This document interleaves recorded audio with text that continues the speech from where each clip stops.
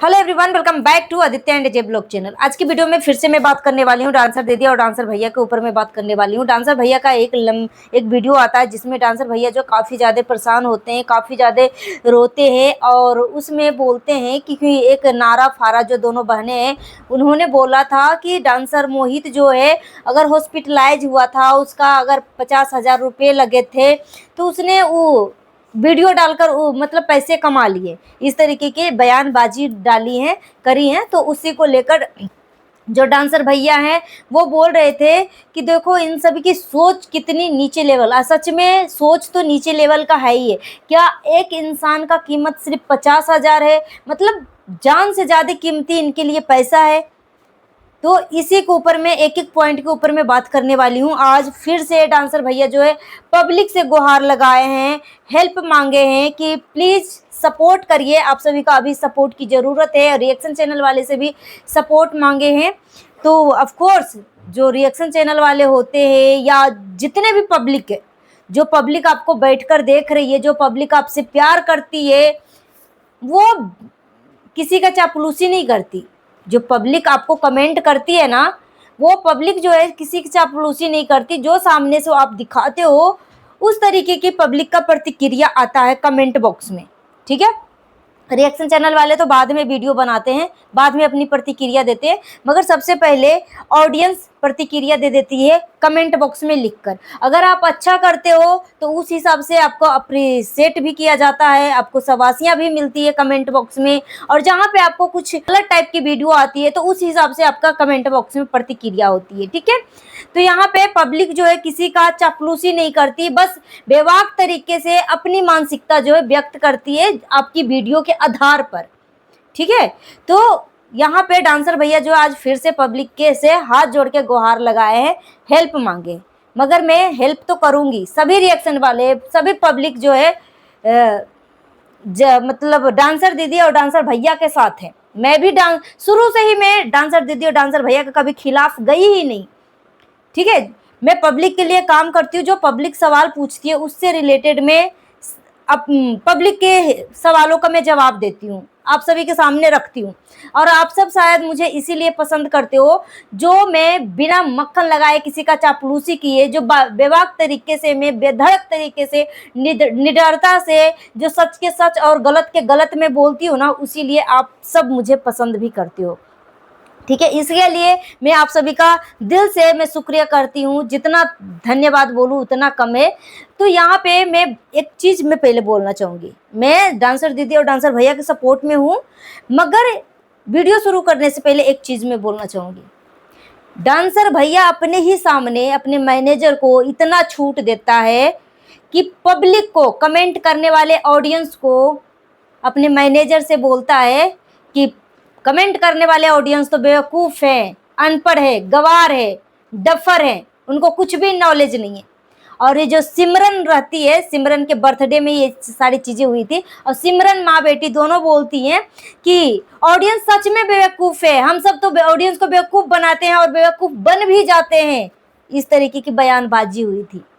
और डांसर भैया जो है अपने मैनेजर से इस तरीके की बदसलूकी और बेहूदगी करवाए थे।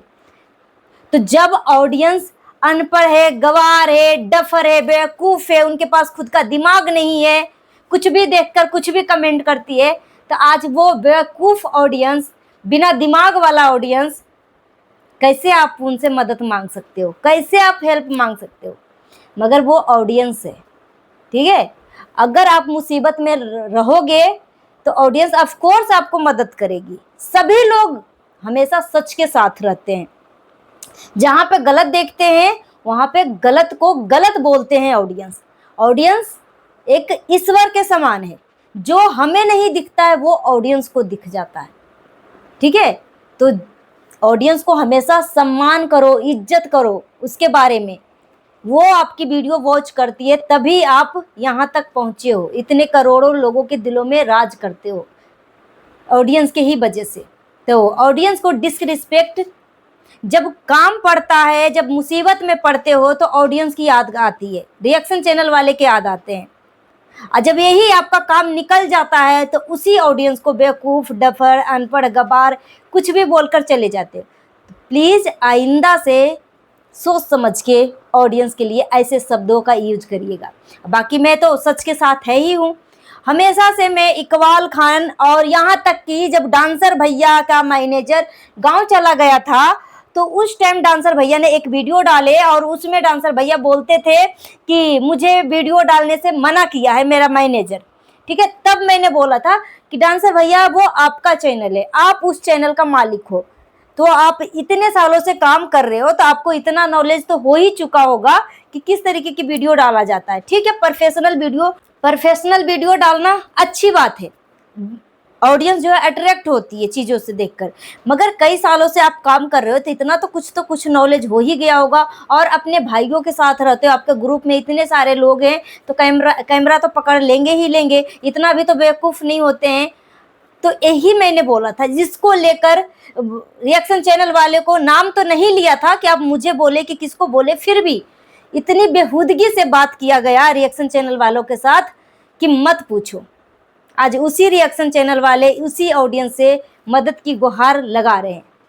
और यहाँ पे एक चीज और मैं बोलना चाहूंगी कि डांसर भैया और डांसर दीदी के साथ मैं हमेशा हूं और पूरी पब्लिक है, क्योंकि सच के साथ हमेशा लोग खड़े रहते हैं।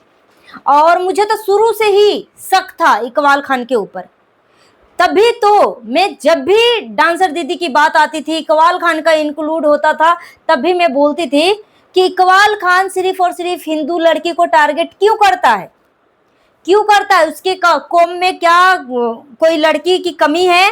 इससे भी सुंदर सुंदर लड़कियां इसके कौम में है, फिर हिंदू लड़की को ही टारगेट क्यों करना? ये जरूर बंदा कुछ दाल में काला है, इतने मतलब 15 करोड़ का मालिक है, फिर भी ये भिखारी जैसी जिंदगी जी रहा है, इतने गले में गोल्ड का चेन डालकर हाथों में अंगूठियां पहनकर घूमता है, फिर भी इसको क्यों वायरल होने की लत है? और अगर वो अच्छा पर्सन होता तो अपनी बीवी बच्चों से दूर क्यों है?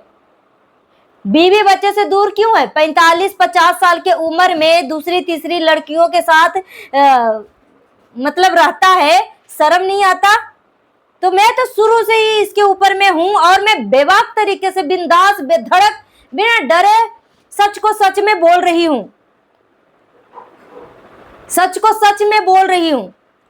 और किसी के घर में मैं सीसीटीवी कैमरा नहीं लगाने जाती हूं। और यहाँ पे जो नारा फारा ने बोला कि डांसर भैया बीमार पड़े तो वो पैसे लगाकर वो 50,000 लगाए तो 50,000 वसूल कर लिए। यहाँ पे मुझे बहुत ज्यादा मतलब सोचने पे मैं मजबूर हो गई कि क्या मानसिकता हो गई है इन सब को, कि सोचो एक इंसान की कीमत जो है मतलब 50,000 एक बंदे का कीमत लगाया, मतलब शर्म आना चाहिए ऐसे बोलते हुए, शर्म आना चाहिए। और एक चीज और, नारा और फारा जो है दोनों बहनों ने बोला, नारा जी ने बोला कि मुझे डायबिटीज हो गया है, मुझे मिनी अटैक आया है, मैं हॉस्पिटलाइज हो गई हूँ, मैं अभी भी भर्ती हूँ, अगर मुझे कुछ होता है तो उसका जिम्मेदार डांसर भैया और डांसर दीदी होगी। पहला नंबर तो मैं दोनों बहनों से बोलना चाहूंगी कि क्यों भाई डांसर दीदी क्यों जिम्मेदार होगी, डांसर भैया क्यों जिम्मेदार होंगे? एक भी इनकी वीडियो उठाकर देख लो दोनों को, क्या आपका नाम लिया है? आज तक आपका नाम लिया है? और रही बात, और आपने खुद बोला है कि इकबाल खान की वजह से मुझे इतना हेडक हुआ, इतना टेंशन हुआ कि मैं ऐसा बन गई। तो अगर आपको कुछ होता है तो क्यों आप डांसर दीदी और डांसर भैया को फंसाना चाह रही है? क्यों? इकबाल खान को फंसाओ ना, वही तो असली में फसाद है, वही तो। और ऐसे इंसान को आप माफ करे हो जो ऑलरेडी उस इंसान के बारे में सारी घटियापन सब कुछ जानते हो कि ये इंसान कितने नीचे लेवल तक गिरा हुआ इंसान है। आज मुझे डांसर भैया के थ्रू पता चला, वो अपनी वीडियो में बोल रहे थे कि वो कई लड़कियों के साथ इस तरीके की चीजें कर चुका है, मगर वो लड़कियां जो है आवाज नहीं उठा पाई क्योंकि उनके पास पब्लिक सपोर्ट नहीं था, उस वजह से। मगर यहाँ पे सोच लो, इन सब की मानसिकता जो है, एक इंसान को मारने तक का इन सब की नीयत है, मारने तक का। 50,000 में उस डांसर भैया का कीमत मतलब लगा दिया गया था। मतलब यहाँ से मानसिकता मतलब पता लगती है कि ये सब कितने नीचे और जाहिलपना पे उतर चुके हैं। सब कुछ वो नारा और फारा दोनों बहनें जानती हैं कि वो बंदा कैसा है, और अपने वीडियो में आज भी वो कबूल करी है कि क्या डांसर दीदी की मम्मी जो है गोबर खाती है। वो जब ट्रिप पे गई थी तो वो दो डांसर दीदी की मम्मी और पापा जो है, जो भी है, दारू उरू पी कर हाँ अलग रूम में चली गई। इनकी बेटी के साथ क्या हो रहा है नहीं हो रहा है कुछ भी नहीं पता। ये दोनों बहनें जो है सब कुछ जानती हैं कि इकबाल खान कैसा इंसान है। फिर भी इकबाल खान को माफी मिल गई है, माफी मिल गई है। वो बोल रही हैं कि इकबाल खान तक पहुंचने से पहले मेरे से गुजरना पड़ेगा, मैं हर सिचुएशन में इकबाल खान का मदद करूंगी। तो यहां से पता चल रहा है कि मतलब वो गलत को भी सही करके पेश कर सकती हैं। अब जान रही है कि वो फैमिली थोड़ी सी लालचपन में आ गई थी, लालच के कारण जो है अपनी बेटी को भी दांव पे लगा दिया। मगर वो सब कुछ जानते बूझते कि वो लालच के कारण ऐसे करी। वो इंसान नीच किस्म का आदमी है। किस तरीके से डांसर दीदी को वो इंजेक्शन पे बड़ा करने वाला था, क्या क्या करने वाला था, इसका मंशा क्या था, सब कुछ जानते बूझते उस इंसान को अब मदद कर रही है, सपोर्ट में खड़ी है। और डांसर भैया का कीमत 50,000 तय कर दिया था। यही आप इंसाफ करेंगी। और अगर डांसर दीदी का भाई चाहे डांसर दीदी से कुछ प्रॉब्लम था या कुछ मिलना था उनके पेरेंट्स से, तो आप इमरजेंसी वाला बात कर लेते हैं कि मुझे इमरजेंसी में मिलना है, डांसर भैया आप मुझे बात करवाओ जल्दी से जल्दी, मुझे ज्यादा इमरजेंसी है। मगर आप ट्रेकिंग जाके क्यों करी? इसका मतलब जरूर कुछ ना कुछ बहुत बड़ा आप सबके दिमाग में मनसा पल रहा है, वो फैमिली को नुकसान पहुंचाने के लिए। और हमेशा से मैं डांसर भैया और डांसर दीदी के साथ हूं, इसीलिए मुझे जब जब आभास होती है तब तक मैं खुलकर बातें रखती हूँ। और उसी बात को लेकर मुझे कनेक्ट कर दिया जाता है कि मैं हिंदू मुस्लिम कर रही हूँ, जाति। मैं हिंदू मुस्लिम नहीं कर रही हूँ। जिस हिसाब से मैं माहौल देखती हूँ, जिस हिसाब से मेरे सामने न्यूज आती है, उस हिसाब से मैं अपने बहू बेटियों को, अपनी लड़कियों को अपनी वीडियो के माध्यम से मैं सचेत करने की कोशिश करती हूँ कि ऐसे लोगों के ऊपर बिल्कुल भी भरोसा मत करो। एक वक्त के खाना कम खा लो, नमक रोटी खा लो, चलेगा, मगर ऐसे इंसान से दोस्ती बिल्कुल भी मत करना जो तुम्हें नरक के कुएं में धकेलने जा रहा है। और ये कंट्रोवर्सी कब कैसे शुरू हुआ है ये तो आप ही सब बताओगे ना, पब्लिक कैसे बताएगी? पब्लिक तो बोलेगी कि ये कंट्रोवर्सी तो कब शुरू हुआ है, मुझे क्या पता। और मतलब कुछ रिएक्शन चैनल वाले ही हैं जो रिएक्शन चैनल वाले के पकड़ के टंगरी खींचते हैं। ऐसे लोगों को शर्म आना चाहिए। ये लोग बोलते हैं कि रिएक्शन चैनल वाले जो हैं मतलब किसी का कम्युनिटी देख के जज कर लेते हैं, किसी का वीडियो देख के जज कर लेते हैं। अब अगर यही बातें फिर से पब्लिक पूछे कि कम्युनिटी देख के पब्लिक जज ना करे, वीडियो देखकर पब्लिक ना जज करे, तो अगर सच में तुम्हारे ऊपर मुसीबत पड़ रही है तो फिर पब्लिक भी फिर भी बिंदास रहे कि ये सब ड्रामा कर रहे हैं, ड्रामा कर रहे हैं। पब्लिक कैसे विश्वास करेगी भाई? यहाँ पे डांसर दीदी डांसर भैया के जान का खतरा है, मैं बता रही हूं। ये जो इकबाल खान है बहुत पहुंचा हुआ इंसान है, बहुत ही पहुंचा हुआ इंसान है। और डांसर दीदी का फैमिली का मतलब खतरा है, इसलिए वो जाके कंप्लेन करी है और हिंदू रक्षा दल के पास पहुंची है।